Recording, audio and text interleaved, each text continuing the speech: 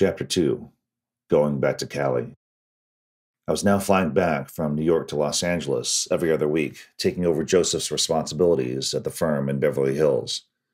It was exhausting, but I wore that responsibility on my sleeve as a badge of honor.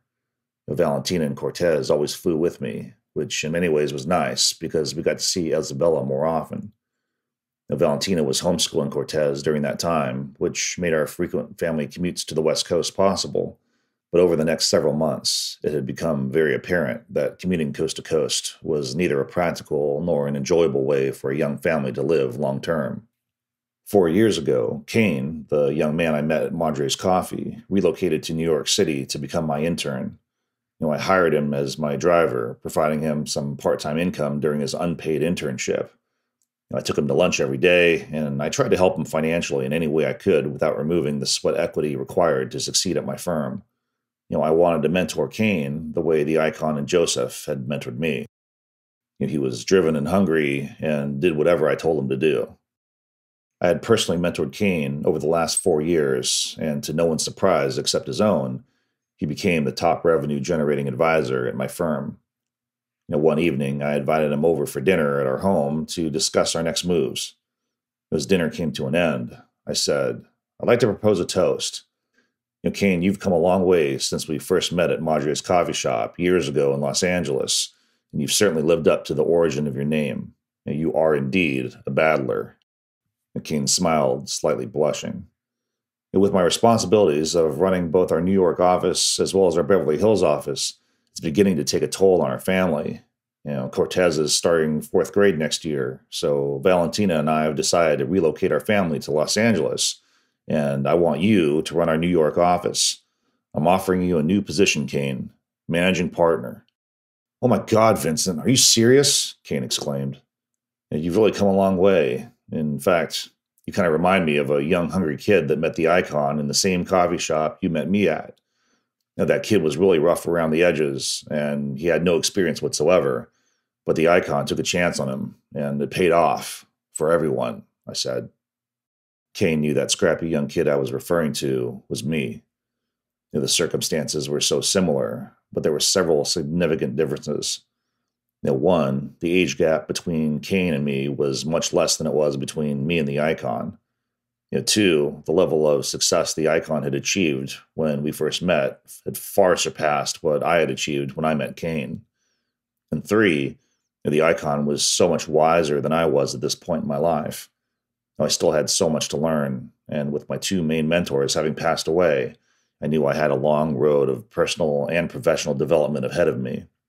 I would have to learn new lessons the hard way by making mistakes and self-correcting them along the way.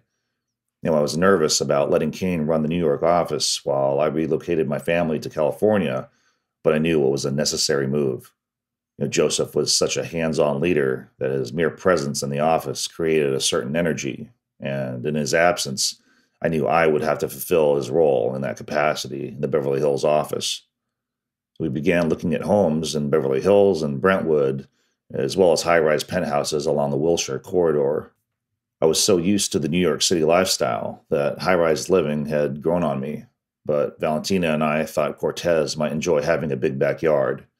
He absolutely loved going to his grandma Isabella's house and running around the enormous property. One evening, after Valentina had put Cortez to sleep, she came into the living room with 2 flutes of sipping tequila, Siete Leguas Blanco. This was my new favorite tequila. And she handed me one of the flutes, served neat, as I always liked it, and said, "Okay, so I have something to ask you," with a mischievous grin. Valentina had several signature grins, as many as there are shades of orange in a sunset, and each one told a significantly different story. "Okay," I curiously replied, wondering what kind of fabulous proposition my wife had conjured up in her adventurous mind. "So I was talking to Mama, and if you don't want to do it, I'll understand, okay? But she asked what we thought about the idea of, instead of buying a house in Los Angeles, that we maybe move in with her.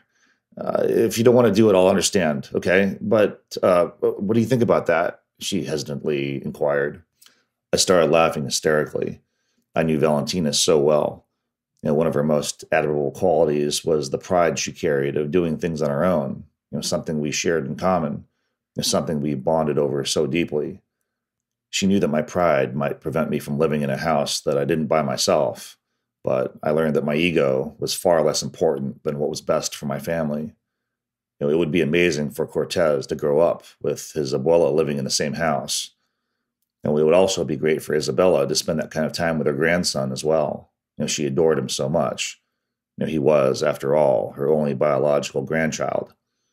But I also understood the special bond that Valentina had with her mother, and I knew this was something that would make her happy. I was at the point in my life where I didn't need privacy. I wanted my family close. Now, if you'd asked me back when I was single if I'd want to live in the same house as my mother-in-law once I was married, I would have laughed hysterically, for that would have sounded like the worst thing ever. But with Isabella specifically, and with my wife and son specifically, I felt it would be magical. Honey, I'm in, I said, smiling with ultimate certainty.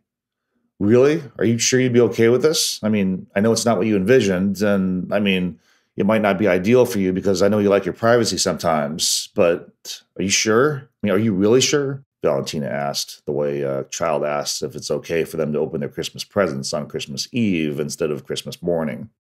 I burst into laughter again, reassuring her that I was totally on board with this arrangement. Now, I can't explain it, but everything about this move felt right. I called Isabella the very next day to talk to her about the details of our soon-to-be new living situation. Vincent, thank you so much for doing this. I know this isn't what you had in mind, moving in with your mother-in-law, but I assure you, you will have your privacy. Now, I even thought about redecorating our guest house so you can have a man cave all to yourself when you want to get away from me and get some work done, or even to just relax and enjoy a nice cocktail with a friend or a business associate, Isabella told me. But as I said, I didn't need privacy at this point in my life. Plus, the mere scale of her house was more than enough to provide privacy anyway. It was a beautiful Spanish-style hacienda in Bel Air, 18,000 square feet with 12 bedrooms, and was a place that was very special to me, for it was where my original mentor built his life with his family. When Isabella told me about converting the guest house into a man cave for me, though I appreciated it, it was so unnecessary. The guest house was a beautiful 5,000 square foot, 4-bedroom mini hacienda. To think I used to refer to a living space that large as being a mini anything just still makes me laugh. The move was relatively easy. There wasn't much to ship to Isabella's house since we were keeping our New York apartment, and because I would be frequently traveling back to the East Coast for business, I needed to keep it fully furnished with a full wardrobe there anyway. Isabella arranged for a driver to pick us up at LAX upon our arrival that afternoon. We only had a few suitcases of clothing because Valentina planned to outfit everyone in our family with a new wardrobe for our new West Coast home. When we arrived at Isabella's, she had a beautiful lunch prepared for us under the pavilion poolside. She was so happy to see us, and even happier that our family would all be living under one roof. As her personal assistant was arranging the outdoor table, Isabella pulled me aside and said, Vincent, I want you to know that I consider this our home now. Not my home, our home. You're the man of this house now, and I never want you to feel like a guest here. I know this living arrangement will take some getting used to, for us to find our rhythm together. But it's important to me that you feel as comfortable here as you would in a home that you bought yourself. Isabella motioned me to follow her as we walked to the other side of the massive property to the guest house. It was a magnificent structure that was rarely ever used. We entered the rustic alderwood front door and walked over to the living room. Its decor had a unique modern Mexican flair with a southwestern appeal, yet it also incorporated splashes of Colombian elements to honor Isabella's culture. A collection of vintage sombrero volteados, traditional Colombian hats woven out of cane leaves, hung from the living room wall above the low-slung white linen sofa Isabella asked me to join her on. My husband originally had this casita built for my mother, with the expectation that she would one day leave Colombia and join us, but that never happened, so we rarely ever used it. But for extremely important business meetings where he wanted a more intimate setting than his Beverly Hills office, this is where he held those special meetings. He said it magically disarmed people and made them feel more comfortable with him. There's something special about inviting someone into your home that creates a higher level of trust than just meeting them in a conference room in a sterile commercial office building. And to have a space like this that's on your own property, yet separate from your main house, is the perfect combination of personal intimacy and business focus. I want you to use this casita the same way my husband once did, Isabella explained. Again, to call a 5,000 square foot structure a casita was quite the understatement. Vincent, I told Valentina that this would be your space, not our space, but your space. I want you to have a space that you can escape to when you need to, whether it's writing your next book or a special business meeting that you want to have away from your office. This is where you can do that, okay? Isabella said, smiling in an attempt to make me feel autonomous. She continued, tomorrow morning I have 3 different interior designers coming over, and I want you to meet with each of them separately and pick the one you like the best, and you can redecorate this place however you want. This is my little gift to you for making my dream come true of having my daughter and grandson under one roof with me. Isabella, I feel like I should be the one giving you a gift for allowing us to move into your beautiful home like this. She immediately cut me off, correcting my verbal blunder. No, our home, not my home, our home, Isabella said, jokingly scolding me for my real estate miscategorization. Okay, our home, I said, correcting myself. That's more like it. The first one will be here at 9 o'clock tomorrow morning, and I spaced them 1 hour apart. So after you've met with each of them, you can let me know which one you like, and I'll set up the rest, okay? Isabella, that's incredibly generous of you, but I want to keep it exactly the way it is, if that's okay with you. If this is the way the icon designed it, then this is the way it's supposed to be, I said, expecting her to revere my sentiment, but instead, she started laughing hysterically. He didn't design it this way. I did, Isabella exclaimed, lovingly slapping me on the thigh. Oh, well, in that case, even more so. Please call those designers and cancel the appointments. I want this place to look exactly as you originally designed it, I said. Isabella acquiesced, and by the way she looked at me, I could tell that my request to keep the interior decor untouched secretly pleased her, knowing that I valued nostalgia as much as she did. But there was something I had to know. If the icon held some of his most important meetings here, why didn't he ever do that with me? I curiously asked. Isabella smiled as she looked at me with her loving eyes, saying, Vincent, my husband never met with you in the guest house because he never viewed you as a guest. He viewed you as family from the very beginning. Do you remember all the dinners we had in our dining room together and all the late night chats you had with him in our living room over a nice bottle of tequila? Guess how many other business people he met with in our home like that? Other than Joseph and Andre, it was just you. Our main house was reserved for family only. You were part of his inner circle from the very beginning. And he told me that when he first met you, he felt like being your mentor was part of his destiny. Even years after the icon's passing, I continued to learn just how special of a man he really was. I was lucky to have known such a man. After we finished our conversation, Isabella and I walked out of the guest house to join the others for lunch. As we walked across the property, I put my arm around Isabella and said, it will be an honor to use this guest house, the same place that was used by my mentor, but more importantly, because it was designed by you, Mom. But that was the first time I had ever called Isabella Mom. I don't know why I'd never called her that before. Perhaps it was a way of subconsciously honoring my own mom, a way of reserving that special title for someone that had loved me so much, someone that I loved so much.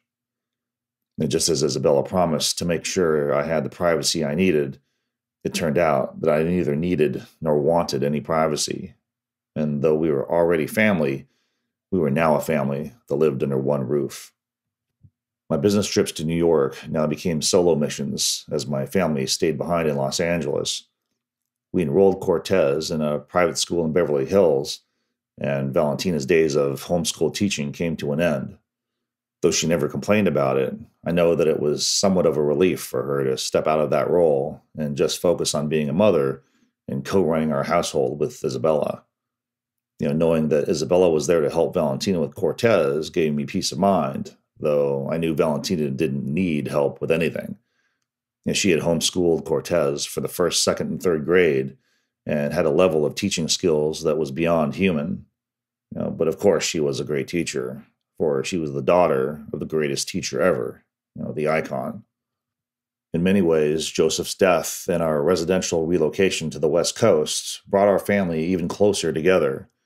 We were able to spend so much more time with Isabella, and I got to see Francisco more often as well.